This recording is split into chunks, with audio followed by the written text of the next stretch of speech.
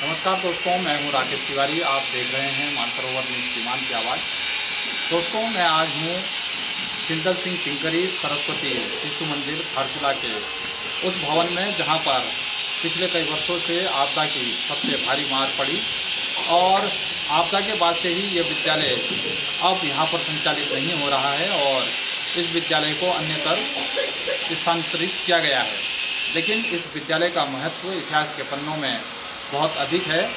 1984 में जब सीमांत क्षेत्र में शिक्षा के साधन बहुत कम थे और लोगों की शिक्षा, प्राथमिक शिक्षा महत्वपूर्ण तौर पर जो एक चुनौती का विषय थी, उस समय विद्या भारती के संगठन के द्वारा इस क्षेत्र में टिंकर निवासी श्री सिंदल सिंह टिंकरी, उनकी धर्मपत्नी ने उनके स्मृति में 2 लाख रुपए इस संगठन को दिए और समाज के सहयोग से इस विद्यालय का यहाँ पर निर्माण हो पाया।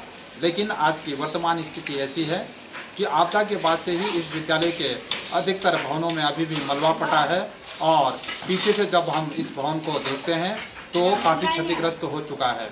ऐसी परिस्थितियों में विद्या के इस प्रमुख स्थान पर अब कैसे फिर से बच्चों और बच्चों की गूंज व आवाज़ें सुन पाएंगे लोग, शिक्षा को लेकर के उन मंत्रों का उच्चारण और उन बच्चों की पढ़ाई के लिए उनके गुरुजनों के द्वारा उनको दी जाने वाली शिक्षा की गूंज अब यहाँ पर कब सुनाई देगी, इसका लोगों को इंतजार है। लेकिन आज हमारी जो ये खास रिपोर्ट सरस्वती शिशु मंदिर से है, इसके माध्यम से हम शासन, प्रशासन और सरकार के लोगों को ये बात कहना चाहते हैं कि जो इस सीमांत क्षेत्र की शिक्षा के लिए एक आधार स्तंभ के तौर पर स्थापित ये विद्यालय था, यहाँ पर जल्दी से जल्दी शिक्षण कार्य फिर से शुरू होना चाहिए और इस क्षेत्र के बच्चों को फिर से वो सारी सुविधा मिलनी चाहिए जो इसके वो हकदार हैं। और क्योंकि विद्यालय के लोगों से बात करने पर मुझे ये जानकारी मिली है कि जब इस क्षेत्र में आपदा आई थी और लोगों के द्वारा ये कहा गया था कि इस विद्यालय का पुनर्निर्माण भी होगा और इसका जो मलबा है उसको भी हटाया जाएगा, लेकिन ऐसा अभी कुछ भी होता नज़र नहीं आ रहा है। और इस रिपोर्ट के माध्यम से मेरी यही कोशिश है कि इस विद्यालय में फिर से बच्चों का आना जाना शुरू हो और फिर से पठन पाठन का कार्य शुरू हो पाए। ये 2022 में एक बहुत बड़ी आपदा धारचूला में आई, जिससे हमारा विद्यालय सहित कई अन्य 5-6 मकान जमींदोज हो गए थे और हमारा विद्यालय भी पूरा क्षतिग्रस्त हो चुका है, जैसा कि आप देख करके भी आए हैं। और हमारे ऊपर लगभग 300-350 बच्चे जो अपने विद्यालय में पढ़ते थे, ये अध्ययन का बड़ा संकट आ गया था और किसी हालत पर हमने अपने बच्चों को दूसरी जगह शिफ्ट करके शिक्षा की उनको उचित शिक्षा दे सकें, ऐसी वैकल्पिक व्यवस्था बनाने का प्रयास किया। तब से लेके अभी तक इसी वैकल्पिक व्यवस्था के द्वारा ही हम अपने बच्चों को का शिक्षण कार्य कर रहे हैं। और उस समय जो अरुण कंस्ट्रक्शन करके कंपनी धारचूला में काम कर रही है, उन्होंने कहा कि हमारे मज़दूरों के लिए अगर यहाँ पर स्थान हमको उपलब्ध होता है तो आप करवा दीजिए, हम उसके एवज़ में विद्यालय में जो मलबा भरा हुआ है उसकी सफाई करवा देंगे। और हमने यह काम किया, उनके मज़दूर उसमें रह रहे हैं और अभी तक भी वो सफाई तो नहीं हो पाई।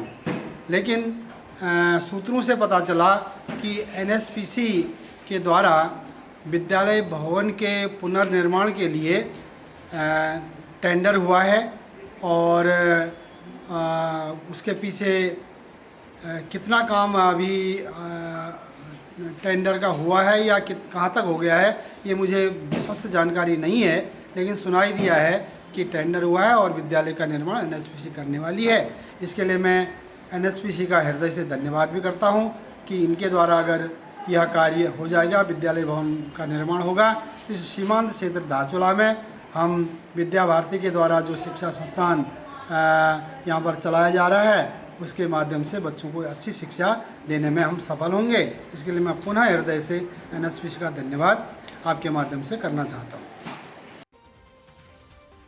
थाना गंगोलीहाट में सूचना मिली कि आज दिनांक 3/2/2025 को सौरभ सिंह पुत्र नरेंद्र सिंह निवासी ठलोना सेरा बेरीनाग पिथौरागढ़ द्वारा अपनी मांगों को मनवाने के लिए एसडीएम कार्यालय गंगोलीहाट में आत्मदाह करने की चेतावनी दी गई थी, जिस पर थाने से पुलिस फोर्स अपर उप निरीक्षक अकील सिद्दीकी, अपर उप निरीक्षक सत्येंद्र पाल सिंह के नेतृत्व में एसडीएम कार्यालय जाने से रोकने हेतु उसकी कार को रोकने का प्रयास किया गया, परंतु सौरभ सिंह उपरोक्त रुका नहीं बल्कि तेजी से एसडीएम कार्यालय की तरफ चला गया। पुलिस ने चीता mobile constable Vinod Joshi, constable Manoj Joshi को सूचना दी तथा खुद भी कार का पीछा किया।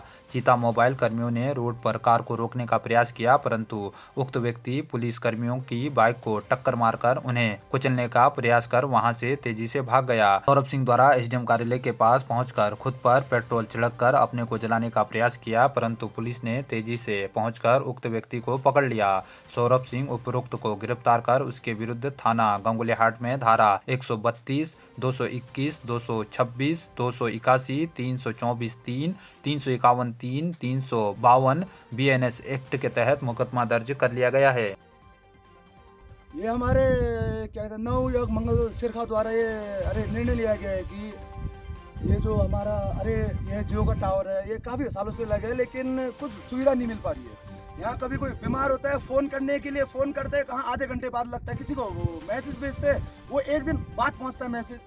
अगर हमें इस टावर से अगर अच्छी सुविधा नहीं मिल पाई तो हम इस टावर को एक आध दिन में उखाड़ के फेंक देंगे। फिर आप जाके यार कुछ भी करो, 10 दिन का टावर अगर यहाँ आपने जब ये टावर यहाँ वो क्या लगा रखे है तो इसी के साथ अच्छी सुविधा भी दीजिए। अच्छा यार नेटवर्क चाहिए हमें, यहाँ नहीं फोन में होता है बात, नहीं साला मैसेज जाता है, कुछ भी नहीं। 10 दिन हो गया टावर नहीं आ रहा। अब ये साला 10 दिन से यहाँ फोन में कुछ आ ही नहीं रहा, नेटवर्क ही नहीं आ रहा है। अब हमें ये टावर तो बिल्कुल नहीं चाहिए। अगर हमें सुविधा अच्छी मिलेगी तो जाके ये टावर यहाँ टिकेगा, नहीं तो कुछ दिन में हम इसको उखाड़ के फेंक देंगे ये टावर। ठीक है। जो है बॉक्सिंग में बहुत सीरियस हैं और हमारे यहाँ लगभग 13 लोगों का एक कंटिजेंट प्रतिभाग कर रहा है। हमें उम्मीद है कि हम जो है मेडल टैली में बहुत अच्छा प्रदर्शन करेंगे। पिछले राष्ट्रीय खेलों से हम बहुत अच्छा प्रदर्शन करेंगे। अभी यद्यपि शुरुआती बाउट जो हैं और अब जो क्वार्टर फाइनल के मुकाबले होंगे और यहाँ पर का जो एक यहाँ पर तक की जो एक जर्नी है बॉक्सर्स की वो अच्छी रही है। कोचेज ने मेहनत करी है, सिस्टम ने, फेडरेशन ने, एसोसिएशन ने उनको मदद करी है। इसके साथ साथ यहाँ पर हमने उनके लिए मुनस्यारी में भी एक हाई एल्टीट्यूड कैंप लगभग 1 महीने के लगभग का लगाया था, तो उसके रिजल्ट अच्छे आएंगे, मुझे उम्मीद है। और उत्तराखंड टीम को रिप्रेजेंट कर रहा हूँ और यहाँ मुझे चैंपियन बनना है। अभी ये खेल का मुकाबला ठीक था, अच्छा था, इससे बेहतर कल है, मतलब अगला क्वार्टर फाइनल मुकाबला सोचूँ इससे अच्छा हो। चैंपियन नाम दीपक कुमार निवेदिता करती है और मुझे ये मैच जीत के अच्छा लगा है, बट अभी मेरा जो मेन फोकस है वो गोल्ड का है। तो थैंक यू। नमस्कार, मैं महाराष्ट्र टीम का कोच आदित्य मैंने बात कर रहा हूँ। ये हमारी महाराष्ट्र टीम है। हम यहाँ पिथौरागढ़ में खेलो इंडिया नेशनल गेम्स के लिए आए हुए हैं। यहाँ पे होटल का अरेंजमेंट मस्त किया है, ट्रैवलिंग फैसिलिटी पूरी तरह से मिल रही है और यहाँ के लोगों का और वैसे टूर्नामेंट में आए लोगों का, सारे लोगों का बिहेवियर बहुत सही है।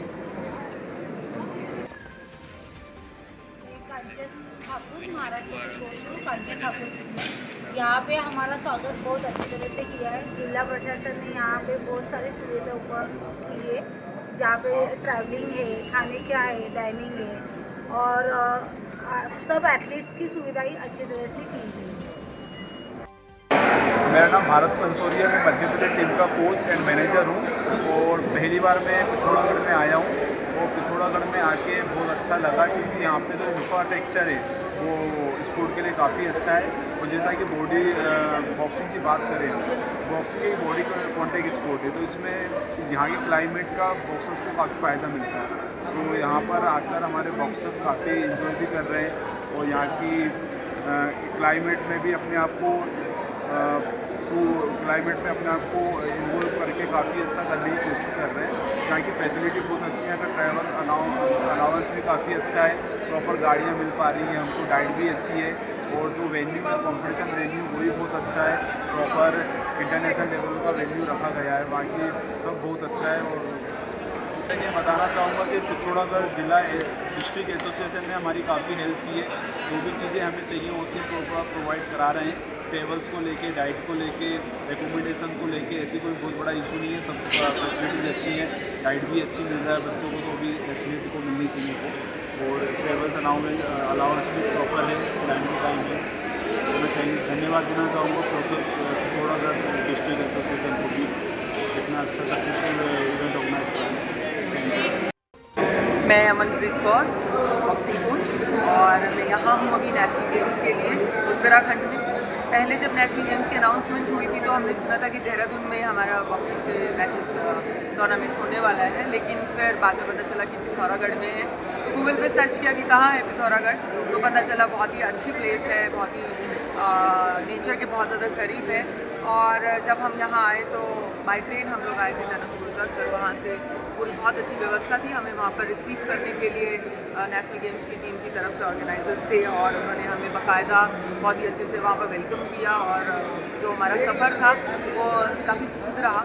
हाँ, बच्चों को थोड़ा क्योंकि जब आप एक प्लेन एरिया से जब आप एक पहाड़ी एरिया में आते हैं तो थोड़ा आपको वेदर इश्यूज़ या हेल्थ इश्यूज़ तो हो ही जाते हैं।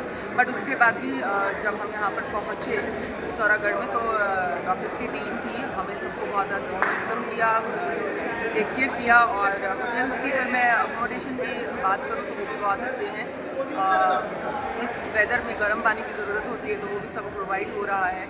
और खाना भी बहुत अच्छा है, जो कि एक बॉक्सर को जिस चीज़ की ज़रूरत होती है उसका पूरा ध्यान रखा गया है डाइट का। और यहाँ अगर वेन्यू की बात करूँ तो रिंग तो जो कि हमारा एरिना है, एफओपी है, वो तो अच्छा है ही है। साथ ही साथ अगर आप इसको कवर करें तो ये हमारा वार्मिंग अप एरिया है जो कि बहुत अच्छा है। यहाँ पे 2 ट्रेनिंग रिंग लगाए गए हैं, हमारे पास यहाँ पंचिंग बैग है, सफिशिएंट एरिया है कि जहाँ पर बच्चे अच्छे से वार्म अप कर सकें या फिर ट्रेनिंग कर सकें। और साथ ही साथ यहाँ पर जो खाने की जो व्यवस्था है, लंच भी प्रोवाइड कर रहे हैं और स्नैक्स 4-5 PM जो भी रहता है, उसमें फ्रूट्स भी हैं जो कि अगर कोई बच्चे बॉक्सर्स वेट कम कर रहे हैं या वेट मेंटेन कर रहे हैं तो उनको वो भी काफ़ी हेल्पफुल रहता है। तो कुल मिलाकर के मैं यही कहूँगी कि बहुत ही अच्छा प्रयास है। और जिस तरह से यहाँ पर जनता, जो आम जनता जो ये बॉक्सिंग का हमारी बाउट्स देखने आ रही हैं और जो वो एक माहौल बनता है जब कोई बच्चा अच्छा परफॉर्म करता है, जो जनता चीयर अप करती है, क्लैप करती है, तो बड़ा ही मज़ा आता है। और ये मेरा पहला विजिट है यहाँ पर और हमें बहुत ही अच्छा लग रहा है, बहुत ही बच्चों को भी बहुत अच्छा लग रहा है। तो मैं यही कहूँगी कि नेशनल गेम्स और उत्तराखंड सरकार को और भारत सरकार को बहुत ही श्रेय जाता है इतना अच्छा ऑर्गेनाइजेशन कराने के लिए। और यही है कि खेलों को और बढ़ावा मिले। Thank you so much.